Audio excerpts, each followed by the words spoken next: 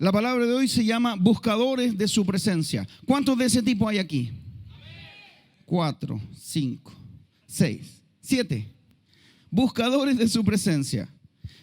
Dice la palabra del Señor: levántate, resplandece, porque ha venido tu luz y la gloria de Jehová ha nacido sobre ti. Porque he aquí que tinieblas cubrirán la tierra y oscuridad las naciones, mas sobre ti, diga sobre mí, dígalo fuerte, sobre mí amanecerá Jehová. Diga de nuevo, sobre mí será vista su gloria. ¿Cuántos creen eso? 4, los mismos 4. Dios mío. 5, 6, ya. Déjeme darle una noticia buena para que se anime. Un avivamiento está comenzando aquí. ¿Qué es eso de avivamiento, pastor? Eso, lo que le mostraba yo de soplar el fuego. Eso de avivar el fuego, de meterle ahí el secador de pelo. Eso es avivamiento. Pero en el espíritu es avivar el fuego del don de Dios que está aquí adentro.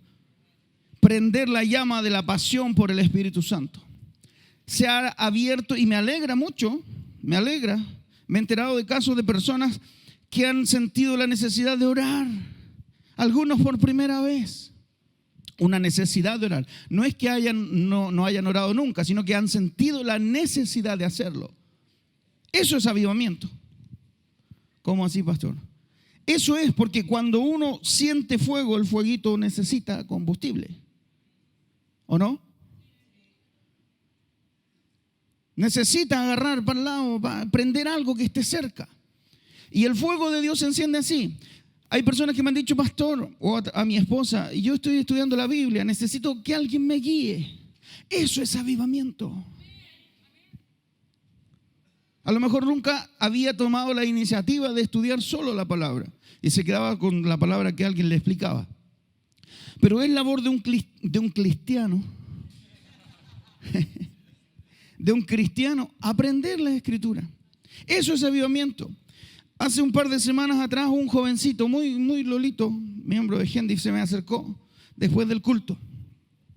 O el discipulado, no recuerdo bien, mi memoria no es tan específica ahí. Y se me acercó y me dijo, pastor, yo quería hablar con usted. Sí, hijo, dígame. ¿Qué? Lolito, muy chiquitito. Y me dice, yo quiero saber cómo puedo hacer para tener más intimidad con el Espíritu Santo. Avivamiento es una señal de que las cosas no van a ser igual que antes. Yo tengo la intención que las cosas cambien. Un avivamiento está comenzando. Dios está encendiendo los corazones. Y yo me siento desafiado por el Espíritu Santo porque esto me lleva a buscar más. Yo espero que usted también. Porque cuando el fuego de Dios arde, necesita combustible, yo les decía. Entonces, empieza esto de estudiar, de aprender, de orar, de tener intimidad.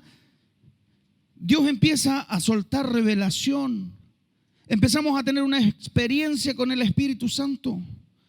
Empezamos a sentir la voz del Espíritu Santo. En un avivamiento estas cosas suceden. Hay mayor revelación de Dios. ¿Qué significa revelación, pastor? ¿Va a venir alguien y nos va a decir alguna verdad que no esté escrita? No. Significa que nos vamos a dar cuenta de cosas que antes no las veíamos. Convicción de pecado es una manera de revelación, ¿sabía usted? Lo que yo antes hacía mal, hoy día ya no lo quiero hacer porque no me daba cuenta que estaba mal, pero hoy día ya no lo quiero hacer porque ya me di cuenta que sí, que yo necesito a Jesús. Eso es avivamiento. Hay un hambre de Dios despertando a jóvenes, a gente mayor, a hombres, a mujeres. Dios está hablando a nuestro espíritu. Hemos sido designados como activadores, como portadores de la gloria de Dios. Hemos recibido la promesa de que Dios hará cosa tremenda con nosotros. Por eso el Señor puso celo en mí, puso fuego en mi interior. Nos ha llevado a través de estas últimas semanas, el apóstol nos empezó hablando de fe. Hemos aprendido cómo es la fe que transforma, no una fe vana, sino una fe que da fruto en nosotros. Después vinimos hablando de cómo Dios nos va a cambiar, de cómo Dios va a activar, cómo el pastor Julián el domingo, cómo Dios nos regresa a un estado de inocencia, a un estado de pureza para poder empezar de cero otra vez. para poder volver al origen, para poder volver al tiempo de la relación con Dios, al momento en que el hombre y la mujer vivían en la gloria de Dios. ¿Por qué? Porque el corazón de Dios está deseoso de encontrarse contigo. Entonces Dios nos ha llevado y nos ha seguido insistiendo. Y yo siento un deseo incontenible de llamar la presencia de Dios a este lugar. He sido desafiado por Dios de no quedarme con lo que ya tenemos. Hemos visto milagros, hemos visto sanidades, hemos visto manifestaciones de la presencia de Dios. Hemos visto una palabra profética que fluye. Hemos visto el actuar de los dones. Hemos visto los ministerios actuando. El apóstol, el profeta, el maestro, el pastor, el evangelista. Todo se mueve aquí. Pero yo no me quiero quedar con eso. Yo creo que Dios tiene más. Yo estoy apostando a que Dios revele todo lo que tiene para esta casa. Porque Él ha prometido que su gloria viene. Y la gloria de Dios no es cualquier cosa. Yo este mensaje quiero que usted lo entienda, lo adopte y se lo apropie. Sálgase del colador. Entiéndame lo que le quiero decir. En el amor de Dios y con todo el respeto que usted tiene y que se merece de mí, sálgase del colador. ¿Qué significa eso, pastor? Quiero que usted tome la riqueza que hay aquí y no se quede en los detalles. Que el pastor se le fue la voz. No se preocupe, déjeme calentar nomás. Tenemos anhelo y hambre de tener la presencia de Dios. Dios nos ha ido hablando, ha ido tratando con ustedes en la intimidad. Nos ha ido acorralando, nos lleva con amor, nos trae con alguna cosita para que nos acerquemos a Él. Nos desafía, nos busca, porque nos ama, porque nos espera. Pero sobre todo porque Él es fiel a sus promesas. Y Él ha dicho que esta casa va a ser alguien que impacte. Esta casa es usted, no este recinto. Usted es parte de la iglesia, usted es la iglesia. Dios con usted va a transformar la nación. Por eso es necesario que nosotros aprendamos hoy algo acerca de la presencia de Dios. Y muy probablemente recordemos cosas que sabíamos, pero que hemos dejado pasar porque la tomamos así poco en serio. Entonces, primero lo que quiero saber de usted es cuántos han sentido la presencia de Dios alguna vez. No baje la mano para verlo. Hay varios que no. Participe, pues si usted lo ha sentido a Dios, participe. Si no, me va a dejar a mí en duda. ¿Cuántos han sentido? Varios, ¿cierto? Pero para aquellos que no, yo quisiera definir, o más bien clarificar qué significa la palabra o la frase presencia de Dios. Porque cuando hablamos de presencia, no es como el mundo define la presencia. Dice, aquí hay una presencia extraña. ¿Sí? No es así. La palabra presencia para nuestro lenguaje español proviene del latín. Casi todo nuestro idioma proviene del latín. Hay influencias de otros idiomas, pero la mayor cantidad de palabras de nosotros, de las lenguas romances que vienen del latín. De ahí derivaron todas las otras que se parecen al español. Y la palabra origen, o la palabra en latín es presentia. Así se escribe, tal cual. Y significa la cualidad de estar delante.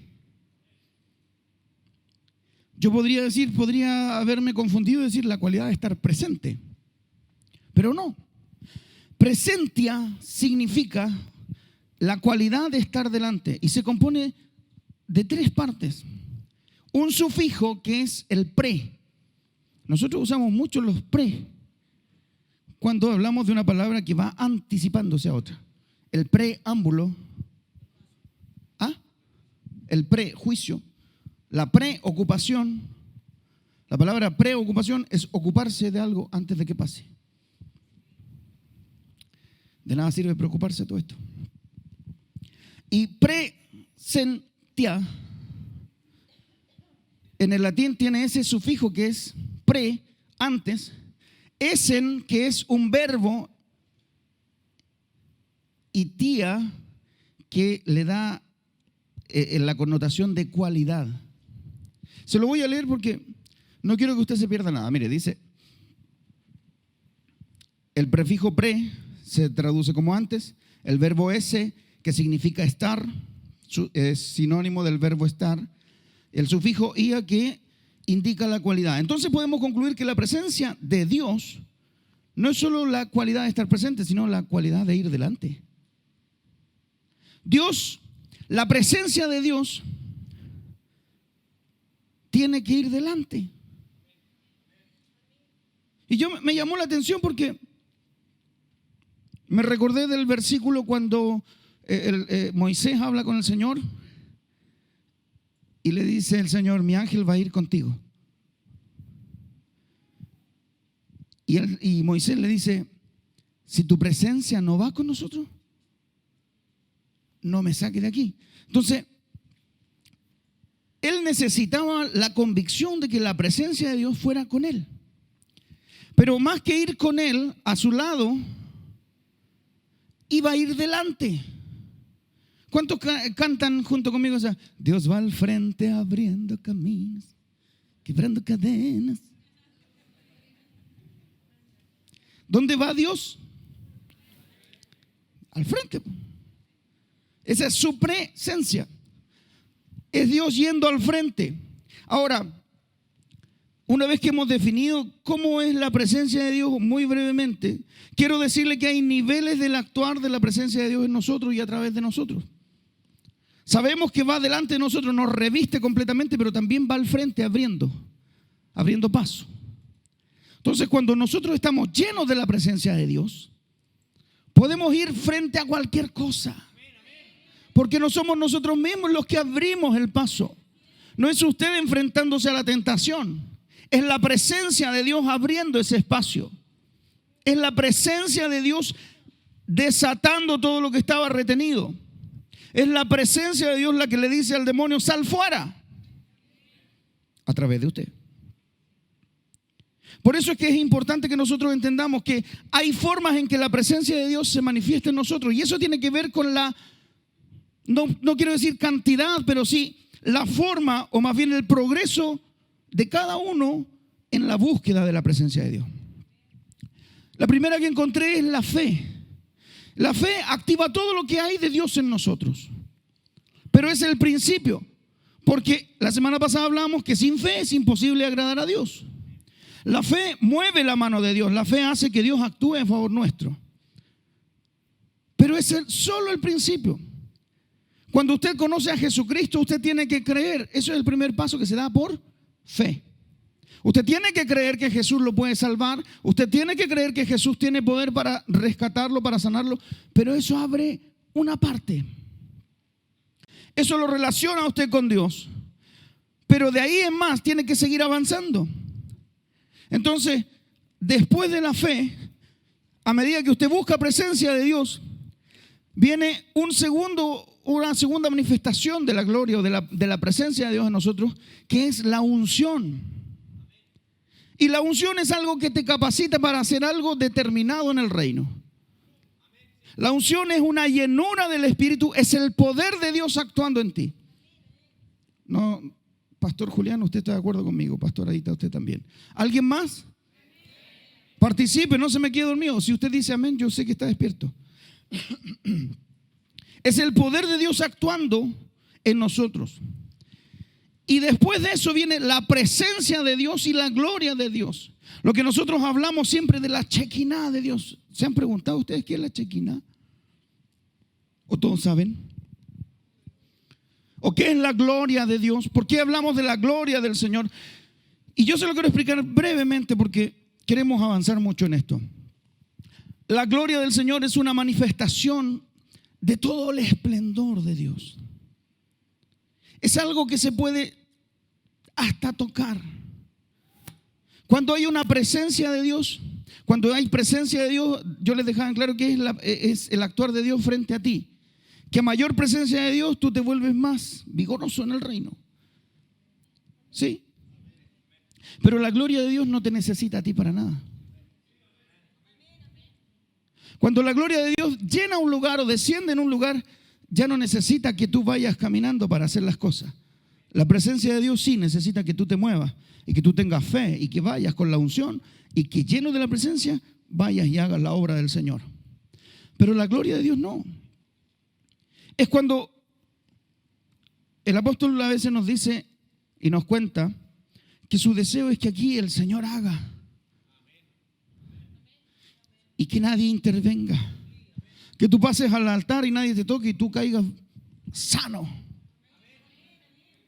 Que debido a la gloria del Señor haya una manifestación poderosa y que haya libertad, que haya liberación, que haya sanidades, que haya cosas nuevas, que órganos crezcan, que un brazo crezca de nuevo, solo porque la gloria del Señor está en un lugar.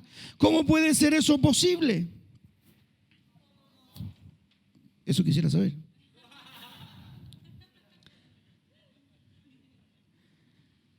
Es tan importante llegar a la gloria de Dios que para pasar a ese nivel, primero tenemos que amar su presencia. Porque lamentablemente, hermanos míos, no podemos llegar a la gloria sin haber conocido la presencia. Por eso les preguntaba, ¿cuántos han sentido la presencia de Dios? Porque la presencia de Dios se siente. Uno tiene convicción. El profeta Elías decía, vive Jehová en cuya presencia estoy. En otras palabras, Jehová siempre está aquí, siempre va delante de mí. Porque es allí, en la presencia de Dios, donde se abren las puertas, donde se avanza, donde se vence al diablo, donde huyen los demonios, donde pasan las cosas sobrenaturales. Entonces todo eso que nosotros hablamos de que Dios puede hacer por ti, se consigue en la presencia de Dios. Y una característica de alguien que ha conocido la presencia de Dios es que se vuelve un adicto. Se vuelve un apasionado. Nunca más regresa a ser el mismo. Nunca más regresa por aquel camino por donde se vino. No vuelve atrás. Alguien que conoce la presencia de Dios empieza un hambre, una expectativa. Alguien que ha visto lo que puede hacer su Dios. Despierta todos los días pensando, ¿qué va a hacer Dios hoy día por mí? Voy a ir caminando y me voy a encontrar con alguien. ¿Qué va a hacer Dios a través de mí? ¿Cómo me va a usar hoy día el Señor? ¿Cómo va a abrir el cielo más? Porque una pasión es eso. Es querer saber más, es querer buscar más, es querer tener más, es adquirir más, es que todo lo de Dios se vuelva para mí. Que todo lo que Él tiene reservado para mí desde el principio, hoy día yo lo reciba. Eso es ser apasionado. Eso es ser alguien que quiere más de la presencia. Ya no queremos solo fe, ya no me conformo con la unción, ya no quiero solo sentir un poco de su presencia, yo quiero ir por la gloria, yo quiero que venga todo lo de Dios. Porque estoy tan convencido que Dios va a solucionar todos mis problemas. Él va a hacer todo para que yo camine en alturas. Es Dios el que salva, es Dios el que sana, es Él el que levanta al enfermo. Es la presencia de Dios, es la gloria de Dios la que resucita a los muertos. Porque eso pasa. Es la gloria del Señor la que nos transforma, es la presencia de Dios la que cambia nuestro paradigma. La que elimina el espíritu humanista total y completamente. Es la presencia de Dios. Entonces, si nosotros no aprendemos a conocer y a amar y a desear la presencia de Dios, jamás vamos a poder pasar al otro nivel. Porque cuando la presencia de Dios viene a tu vida, se transforma en tu dueño. Y no puedes tener otro dueño. Dios se vuelve tu amo, tu Señor. Te vuelves tan dependiente de Él que lo único que anhelas es estar un momento en su presencia. Empiezas a adorarlo y entonces Dios se transforma en el centro de tu día. Pero a veces pasa que el cristiano no conoce esa experiencia con Dios porque solamente ha experimentado pequeñas muestras. ¿Y qué significa tener pasión por Dios? ¿Y qué significa amar su presencia? La pasión de Dios o por Dios proviene de acá adentro. Proviene del interior. Es un fuego. Y vuelvo al ejemplo del fuego. El fuego se aviva, si no se apaga. Si tú sientes que necesitas de Dios, tú tienes que seguir buscando. Es tu responsabilidad como hijo de Dios aprender a buscar a Dios desde tu interior. Hay una canción de Hillsong que hace rato que no cantamos, o no sé si la cantamos alguna vez, pero dice: desde mi interior mi alma clama. ¿No? Es buena, búsquela. Desde mi interior se llama. Yo quiero que me acompañe a Isaías capítulo 26, versículo 9. Porque para todos aquellos que no hemos entendido aún cómo se busca a Dios, yo quiero dedicarle este pasaje de la Escritura. Isaías le decía al Señor así: con mi alma te he deseado en la noche, y en tanto que me dure el espíritu dentro de mí, madrugaré a buscarte. ¿Qué significa eso? ¿Qué significa eso? Que hay una intención, que hay un hambre, que hay una necesidad. Te he deseado en la noche, y en tanto que dure el espíritu dentro de mí, o sea, mientras yo esté vivo, voy a madrugar a buscarte. Porque este hombre sabía muy bien que su seguridad provenía de Dios. Este hombre sabía muy bien que si él iba a enfrentar dificultades, lo tenía que hacer con Dios. Había en su interior un deseo irrefrenable de buscar a Dios, tanto que decía: mientras yo viva te voy a buscar todos los días de mañana. No me importa lo que piensen de mí, no me importa lo que pase alrededor. ¿Sabe qué es lo terrible de esto? Que es muy fácil saber cuando la presencia de Dios viene a tu vida. Es muy fácil, y no se trata de tiritones, no se trata de que tú te caes, no se trata de eso. Se trata de la transformación que hay en ti. Se trata de la seguridad que tú adquieres para caminar en Dios. Se trata de cómo tú empiezas a enfrentar la vida. Pero también es muy difícil saber cuándo la presencia de Dios te dejó. ¿Sabes por qué? Porque tu dueño y Señor se transforma en costumbre. Si tú dejas de ser apasionado y de buscar todos los días algo nuevo de Dios, empiezas buscando siempre lo mismo, o terminas sirviendo por oficio, haciendo las cosas porque tú sabes hacerlas y ya. Aquí nadie canta como yo, nadie toca como yo, nadie agarra una cámara como yo, nadie barre como, qué sé yo. Costumbre. Pero cuando hay fuego de Dios y pasión en ti, tú agarras la escoba y empiezas: Padre, en el nombre de Jesús, hoy día voy a barrer esta escala porque por aquí van a subir miles de personas que... No sé si me estás entendiendo. Padre, hoy día voy a tocar los mejores notas en el bajo, las mejores notas en el piano. Cada golpe que salga de esta batería, Padre, va a impactar.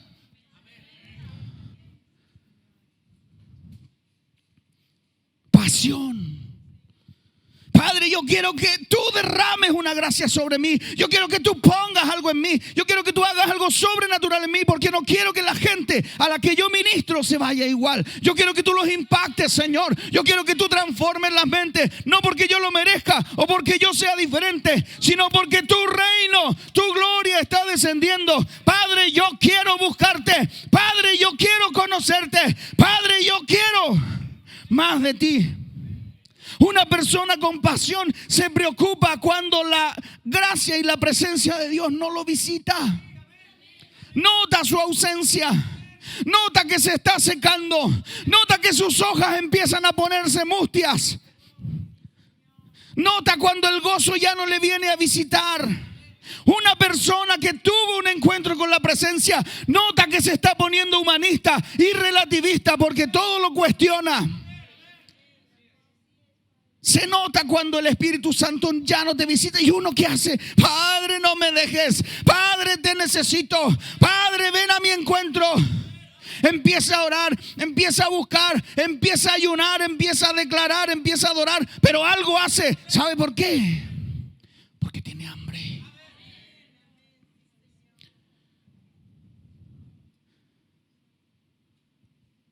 hambre ahí. Hay una necesidad. Con mi alma te he deseado en la noche, y hasta donde me dure el espíritu dentro de mí, yo voy a madrugar a buscarte. No me importa, yo lo voy a hacer, porque tengo hambre y sed. Tengo hambre y sed del Dios vivo. El Salmo 42 dice: mi alma tiene sed de Dios. ¿Cuándo vendré y me presentaré delante de Dios? ¿Cuándo voy a poder ir? ¿Cuándo es miércoles? ¿Cuándo es domingo? ¿Cuándo tengo un tiempo? Hambre y sed. Hambre por conocer al Señor, no por quedarte en la costumbre. Yo quiero preguntarte: ¿cuántos desean al Señor ver al Señor hacer maravillas? ¿Cuántos desean ver milagros?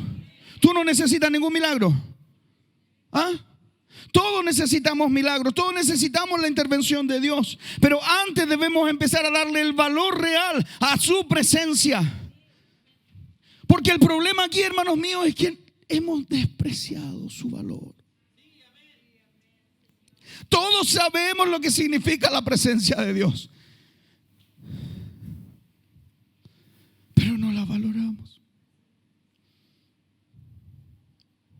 Todos sabemos lo que significa que Dios te hable, pero no lo valoramos.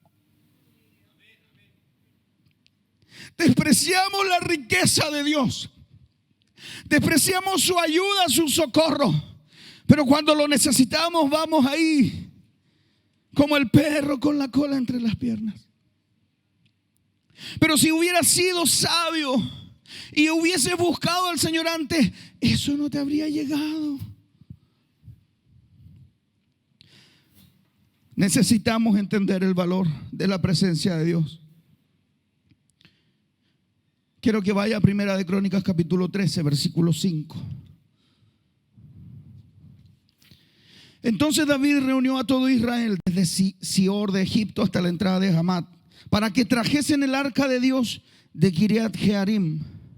Y subió David con todo Israel a Baala de Kiriat Jearim, que está en Judá, para pasar de allí el arca de Jehová Dios, que mora entre los querubines, sobre el cual su nombre es invocado. Y llevaron el arca de la casa de Abinadab en un carro nuevo, y Usa y Ahío guiaban el carro. Diga conmigo: manera de hombre. Dígalo: manera de hombre. Hicieron un carro nuevo. Y David y todo Israel se regocijaban delante de Dios con todas sus fuerzas, con cánticos, arpas, salterios, tamboriles, címbalos y trompetas. ¿Qué significa esto, pastor? Déjenme contarles brevemente. Dios había mandado a Moisés construir un arca, algo parecido a esto, donde moraba la presencia, o donde reposaba la presencia. La gloria de Dios se manifestaba allí. Tenía unas características muy especiales. Y cuando el pueblo de Dios entró a la tierra y no tenían rey, surgió un tipo de gobernante o de líder que eran los jueces. Y uno de estos jueces, como por ejemplo Sansón, que todos ustedes conocen la historia de Sansón, ¿cierto? Uno de estos jueces, uno de los últimos, fue el sacerdote Elí.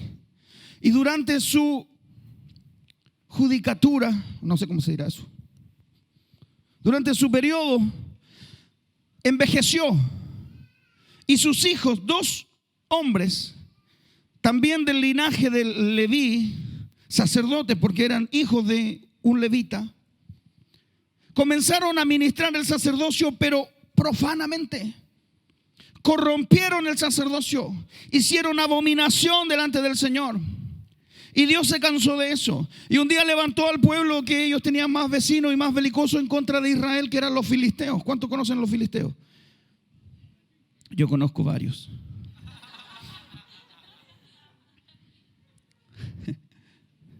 Se levantó el pueblo de los filisteos e hicieron guerra con Israel. Y no encontró nada mejor el pueblo de Israel que decir: vamos a ir a pelear, pero vamos a llevar el arca, porque aquí está la gloria de Dios. Y es cierto, el arca representaba la presencia de Dios, pero Dios ya no había estado ahí. Se había apagado ese fuego por el mal actuar de ellos. Y entran en pelea y pierde a Israel. Y los filisteos raptan el arca como un trofeo de guerra. Y este pasaje que nosotros estábamos leyendo es la culminación de esta historia. Porque después de eso el Señor manifiesta su gloria y su poder allá en la tierra de los filisteos, les demuestra, los enferma, vienen plagas, ponen el arca frente a su ídolo en el templo de Dagón, y el ídolo, que era una estatua así con forma humana, cae sin las manos y la cabeza, se destruye, y ellos entienden que tienen que devolver el arca. Y desde el momento en que ellos deciden devolver el arca, comienza este problema. Porque lo que hicieron fue construir una carreta, un carro nuevo, no un auto, 0 kilómetros, una carreta. Pusieron unas vaquitas ahí, las amarraron en la carreta y mandaron el arca arriba. Sola. Que siguiera su camino y llegara a Israel. Y llegó a una ciudad y de ahí la recibieron y ahí quedó. Por más de 20 años. Entonces David siente la necesidad, una vez que ya Dios lo honra como rey sobre Israel, siente la necesidad de traer la presencia de Dios de vuelta.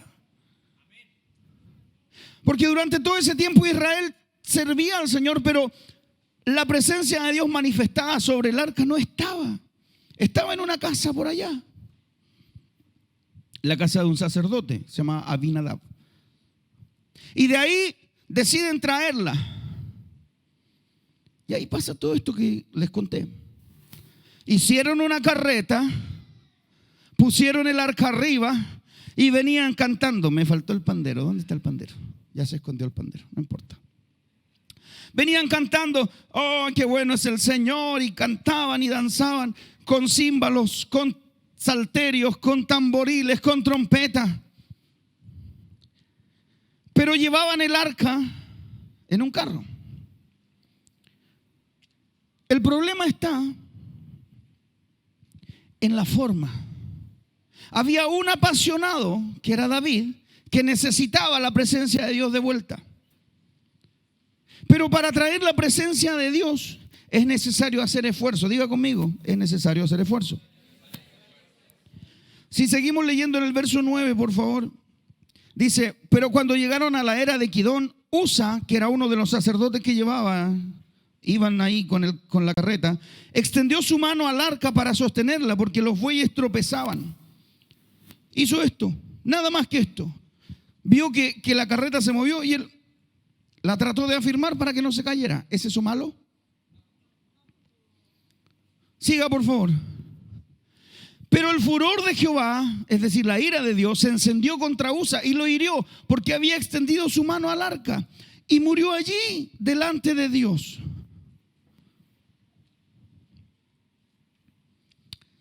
El menosprecio a la presencia de Dios acarrea muerte. Pastores, que eso en el Antiguo Testamento. Sí, pues en el Antiguo Testamento dice: no matarás, no robarás, no mentirás. Dice lo mismo que el Nuevo, ¿o no? La presencia de Dios tiene que ser valorada, porque el menosprecio a su gloria acarrea muerte. Usa murió porque no supieron darle el real valor a la presencia del Señor. La menospreciaron. Usaron un carro, pero la presencia de Dios hay que cargarla. La presencia de Dios necesita que tú y yo intervengamos para sostener el peso. Cuando Dios diseñó el arca, dijo que le iban a poner unas varas así y que siempre los sacerdotes la iban a llevar sobre el hombro. Nunca sobre nada. Estudié por ahí, busqué información, comentaba con el pastor Julián, podía llegar a pesar 800 kilos fácil, llevada por 4 personas. ¿Se imagina usted las marcas que tenían esos sacerdotes en el hombro por el peso de la presencia? ¿Cuántas marcas tenemos nosotros? ¿Cuánto peso de gloria estás soportando? ¿Cuánto precio estás pagando por atraer la presencia de Dios a tu vida? ¿Cuánto tiempo de oración estás dedicando para que la gloria de Dios descienda? No solo sobre ti, sino sobre esta casa. para que otros sean sanados, porque tú ya tienes suficiente. ¿Cuánta carga estamos soportando de la gracia, de la gloria de Dios? Es importante que entendamos darle el valor. Sobre los hombros es que se trae la presencia. Hay alguien que tiene que pagar el precio. Hay alguien que tiene que decir: Señor, heme aquí, envíame a mí. Yo quiero buscarte hoy día. La comodidad no trae la presencia. La comodidad trae la religión. Se te vuelve costumbre cantar, tocar. Prefieres meterte al Facebook mientras estás allá atrás. Te sentáis lejos para que nadie te vea. Te da lo mismo que lo que piensen los demás. Tú estás cumpliendo. Qué engañados estamos. Irreverencia es eso. Falta de temor a Dios. Menosprecio a su presencia. Voy a ver si alcanzo a llegar. Como si nos hicieras un favor, viejo. A Dios hay que honrarlo. Decimos: Padre mío. Y el Señor habla ahí en Malaquías. Si soy yo, Señor. ¿Malaquías? No acuerdo. Si yo soy Señor. Dice: si yo soy vuestro Padre, ¿dónde está mi honra? Y si soy Señor, ¿dónde está mi temor? Porque al Padre se le honra y al Señor se le teme con reverencia. Ahora, ¿qué pasó con David? Dejó pasar la oportunidad. Quería la presencia, pero le dio tanto miedo porque usó los medios y la manera equivocada para traer la presencia de Dios. Porque la comodidad no trae la presencia. Ellos trataron de hacerlo mejor. Tenían muy buenas intenciones, pero con métodos humanos. Es decir, Dios nunca te va a dar más presencia echadito en tu cama sin pagar un precio. No es que yo lo veo por internet, sí, es lo mismo. No es lo mismo. Pastor, es que usted es demasiado fanático. Me da lo mismo lo que piense de mí. Pero si él piensa que yo le agrado, yo voy a seguir fanático igual. Pero estar aquí significa pagar un precio. Es que es demasiado temprano. Antes era demasiado tarde. Es que nunca empiezan a la hora y se alargan. Pero cuando vas al estadio y te suspenden en la mitad, tú pagas para ver esa parte que se suspendió y pagas la entrada de nuevo. Irreverentes. Eso somos. Capítulo 13, versículo 11. Y David tuvo pesar. Diga conmigo: pesar. ¿Qué significa pesar? Que le dolió. Le dolió, se molestó, no entendió. ¿Qué pasa con esto?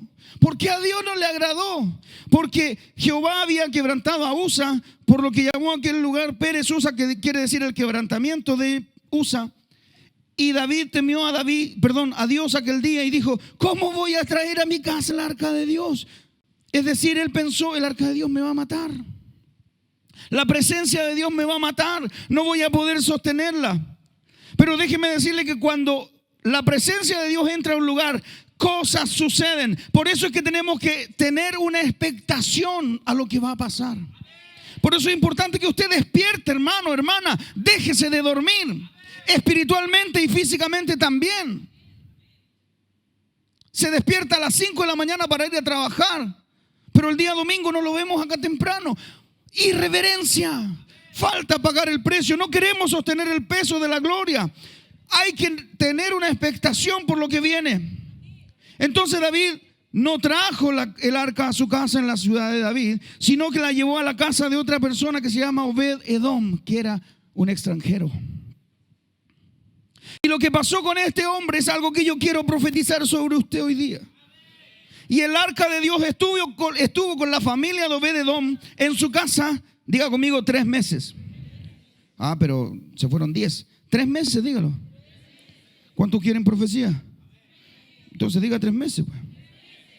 Y bendijo Jehová la casa de Obed-Edom y todo lo que tenía. Si nosotros aprendemos a darle el valor a la presencia de Dios. 3 meses. 3 meses le bastan a Dios para transformar todo lo que te rodea. Bendijo Jehová la casa de Obed-edom y todo lo que tenía. Si nosotros aprendemos a valorar y a desear la gloria de Dios, Él traerá vida, bendición, sanidad, liberación, prosperidad en menos de 3 meses. Porque para Dios no hay nada imposible, pero hay que aprender a pagar el precio por su presencia. Porque Dios no necesita comodidad. Él necesita esfuerzo. Interés, no costumbre. No costumbre. Hizo David también casas para sí en la ciudad de David. Mire, esto está en Crónicas, Primera de Crónicas capítulo 15, verso 1. Y ya vamos a ir concluyendo.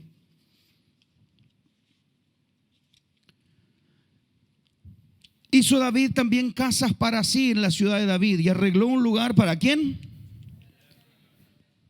Para el arca de Dios. Vemos a un David que retoma la idea, ¿cierto? Dice, bueno, algo pasó aquí. Yo necesito la presencia de Dios. No me voy a conformar. También porque David era inteligente y había visto que la casa de Obed-edom había prosperado en 3 meses. 3 meses le bastó al Señor para prosperar un lugar. 3 meses le bastan al Señor para desatar un avivamiento tremendo aquí. 3 meses le bastan al Señor para transformar tu entorno. 3 meses le bastan al Señor para sacarte de esa depresión. No, menos tiempo. En 3 meses tú no vas a reconocer lo que eras. Arregló un lugar para el arca de Dios y le levantó una tienda. Y de ahí sale el concepto del tabernáculo de David, que era un lugar de adoración única y exclusivamente para la presencia de Dios. Es decir, David se hizo una casa para habitar él, pero también pensó, yo necesito estar cerca de la presencia de Dios. Le voy a preparar un lugar, voy a arreglar un lugar, voy a hacer una carpa, voy a hacer algo que a lo mejor no es muy valioso a los ojos humanos, pero yo necesito tener la presencia de Dios en mí. Yo necesito aprender a darle el valor. Y eso fue lo que hizo David. Dijo, el arca de Dios no debe ser llevada sino por los levitas, porque a ellos ha elegido Jehová para que lleven el arca del Señor y le sirvan perpetuamente.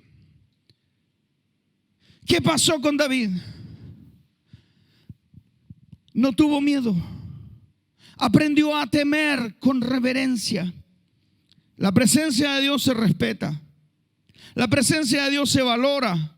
Pero la presencia de Dios es tan necesaria que hay que darle un lugar especial.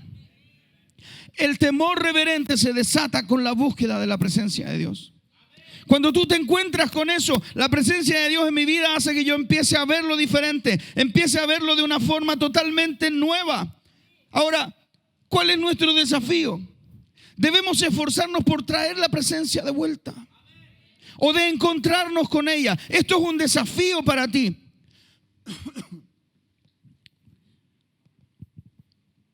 Porque una vez que uno encuentra la presencia de Dios, la vida cambia totalmente. Tu mente se transforma. Tus ojos se transforman. Tu aspecto cambia.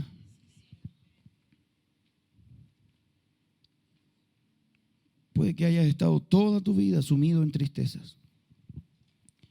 Puede ser que hayas pasado largos años y largas horas de tu vida llorando por desengaños, desencantos, por traiciones, porque te abandonaron, porque te agredieron, porque te fallaron, por esto, por lo otro.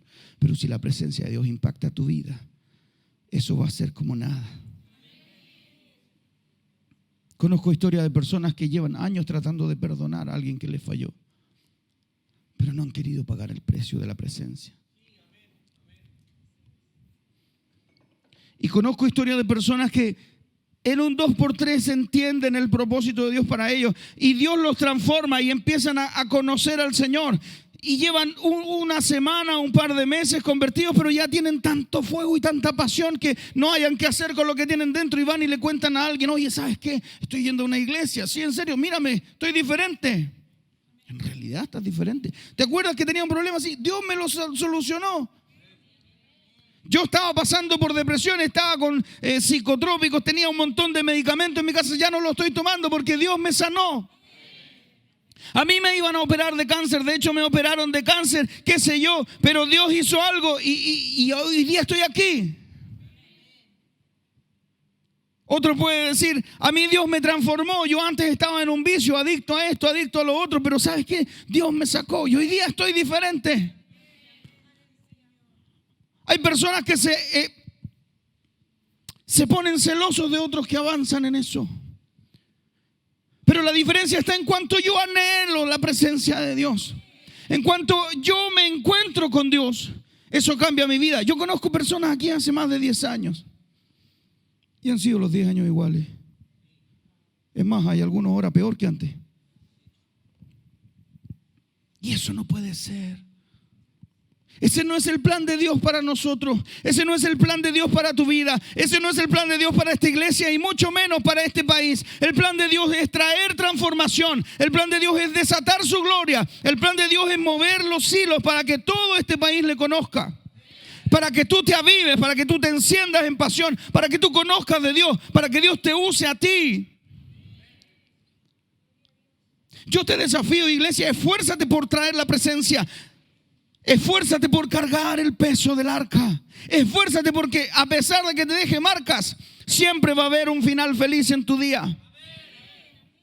Porque al final del día tú vas a estar con el amor de tus amores. Eso es Jesucristo para mí. Eso es para aquel que está apasionado por Él. Tú entiendes lo que Dios hizo por ti en la cruz y tratas de pasar tu vida con Él. Y te dejas de cuestionar tonteras. Te dejas de pensar cosas equivocadas. Te dejas de guiar por lo que, es que mira, ya basta. Dios nos necesita bien muertos. No te expongas al raid de Dios.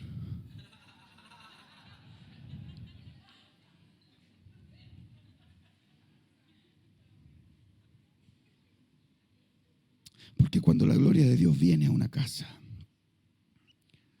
se desata su celo y su juicio.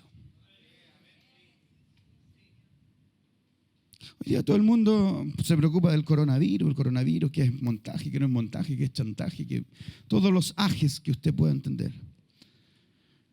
Pero hay una verdad. La mejor solución para ese tipo de problemas, de plagas, de enfermedades, de angustias, de preocupaciones, de inseguridades en la sociedad, se llama Jesucristo.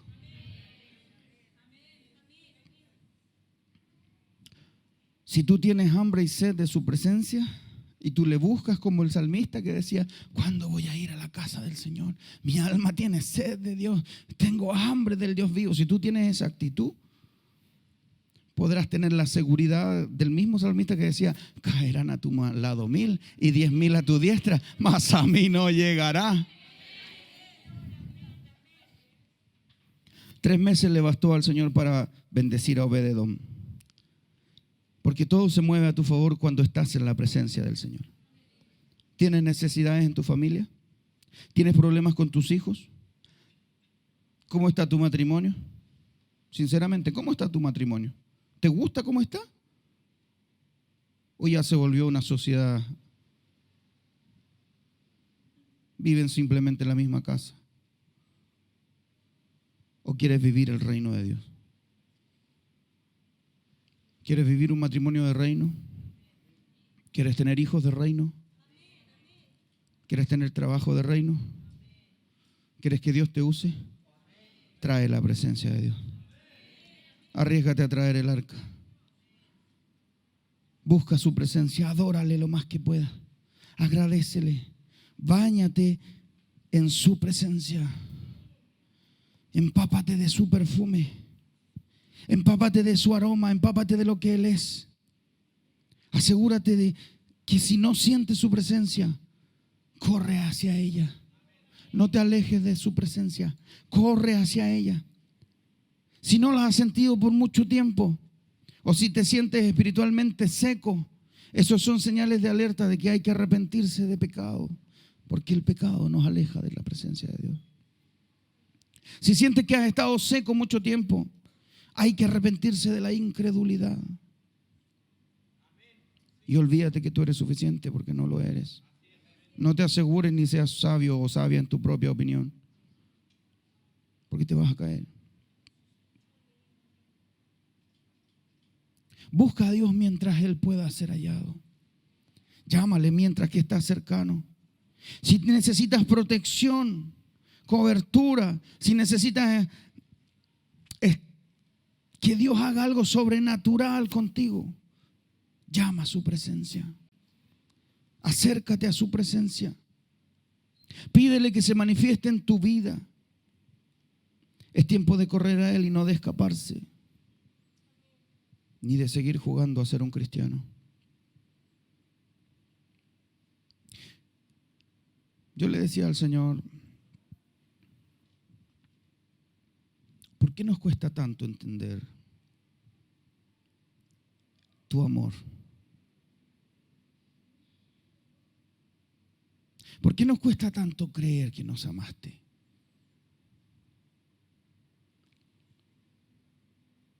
¿Por qué nos cuesta tanto venir a tus plantas, Señor? ¿Por qué nos cuesta tanto buscarte?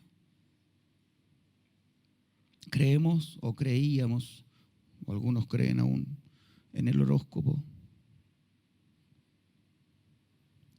Muchos consultaban a los brujos,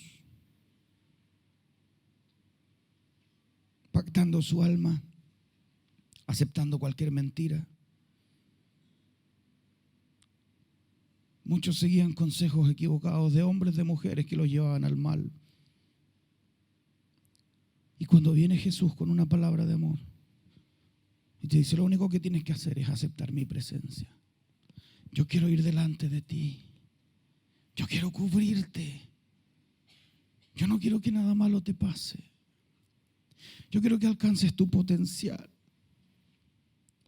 Cuando el Señor nos dice, yo quiero verte alcanzar el propósito que yo diseñé para ti. Nos cuesta tanto entender. Nos cuesta tanto aceptar el amor de Dios. Nos cuesta tanto. Una palabra profética nos importa más. Y no estoy despreciando la profecía. Pero creemos una palabra profética más que un encuentro sobrenatural con su presencia.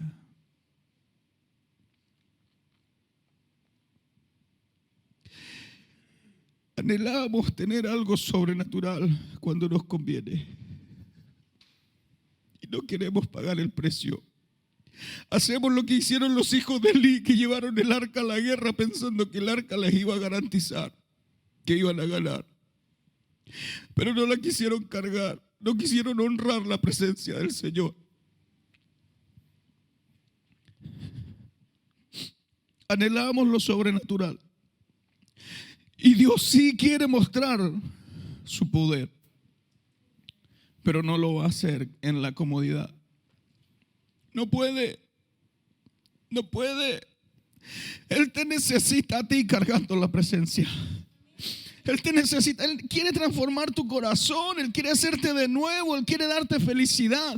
La presencia de Dios es eso y mucho más para nosotros que lo hemos conocido. Por eso yo te desafío hoy día a que corras a su presencia, a que tengas expectativa de lo que Dios tiene para ti. Ya basta de seguir una religión, si no vas a perder tu tiempo, y te lo tengo que decir. Me encanta verte aquí, me encanta abrazarlos cuando los encuentro. Pero si no buscamos al Señor, estamos perdiendo el tiempo, estamos haciendo religión. Si solo venimos y toco la guitarra o canto o danzo o hago cualquier cosa, me transformo en un metal que resuena, en algo que mete bulla, pero no que alguien que glorifica a Dios. Por eso es necesario que hoy día tú y yo hagamos un pacto nuevo con Dios. Todos hablan de nuevos pactos y cosas y no tienen ni idea de lo que significa un pacto de verdad. El pacto más valioso lo hizo Jesucristo en la cruz. Y su pacto sigue vigente contigo. Él dio su vida para que tú y yo tengamos libertad. Quiero que te pongas en pie, por favor. Estamos haciendo un llamado importante aquí. Y yo quiero decirte, por favor, valora la presencia de Dios. No la menosprecies. Porque día tras día Dios te está esperando.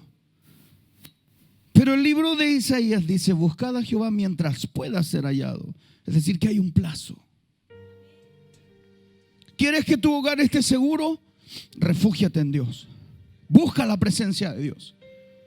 Porque eso te va a transformar en alguien sobrenatural. ¿Necesitas que tu vida cambie? Conoce a Jesús. Tal como Él te quiere conocer a ti. No pienses en nadie más, piensa en la relación de ti con el Señor. No te preocupes lo que va a pensar el resto. Pero vuélvete. Vuélvete. Busca al Señor, busca su rostro. Yo te aseguro que en 3 meses la presencia de Dios va a ser algo sobrenatural en tu vida.